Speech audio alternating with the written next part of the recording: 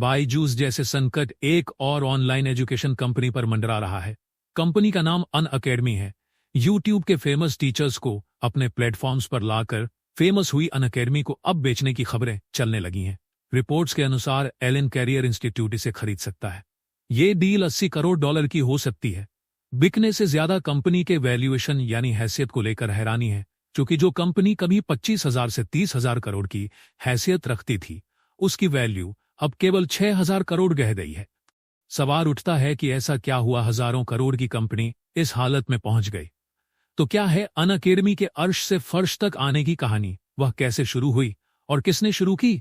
चलिए जानते हैं अनअकैडमी के बारे में सब कुछ। रिपोर्ट के अनुसार प्रमुख offline test preparation centre Allen career institute Unacademy को खरीदने के लिए बातचीत कर रहा है। यह डील लगभग 80 करोड़ डॉलर में हो सकती है। हालांकि 2021 में अनअकैडमी की वैल्यूएशन 44 अरब डॉलर है, यानी 75% की गिरावट दर्ज हुई है।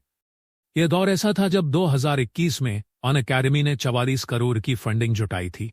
अनअकैडमी कंपनी के अस्तित्व की नींव यूट्यूब पर छिपी मिलेगी। दरअसल 2010 में गौरव मुंजाल ने अनअकैडमी नाम से एक यूट्यूब चैनल की शुरुआत की थी।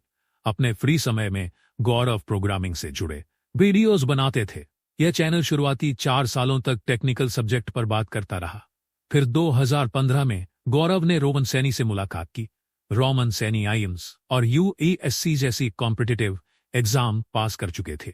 गौरव ने रोमन को अपनी टीम में शामिल किया। दोनों ने भाप लिया था कि लोगों में कॉम्पिटिटिव एग्जाम का काफी क्रेज है।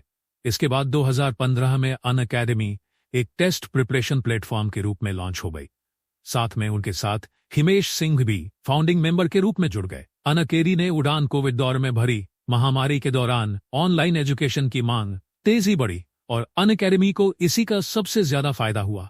कंपनी ने अपने प्लेटफॉर्म पर लोकप्रिय टीचर्स को जोड़ना शुरू किया, उन्हें मोटी फीस दी और ऑनलाइन कंटेंट क्रिएटर्स के साथ साझेदारी की। कंपनी को इसका फायदा भी हुआ।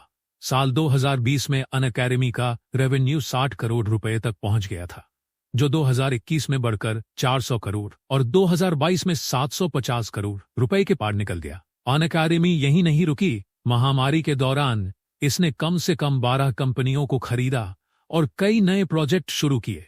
लेकिन यही रणनीति कंपनी को भारी पड़ गई।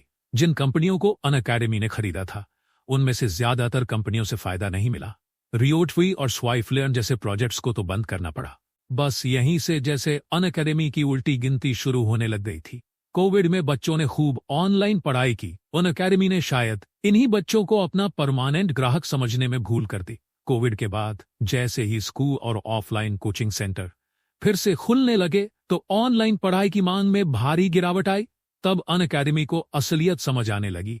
उन्हें यह भी जानने का मौका मिला कि बच्चे एग्जाम के दौरान तो अनअकैडमी पर आते थे, लेकिन एग्जाम खत्म होते ही रिटेन नहीं होते थे। साल 2023 से कंपनी का रेवेन्यू गिरने लगा।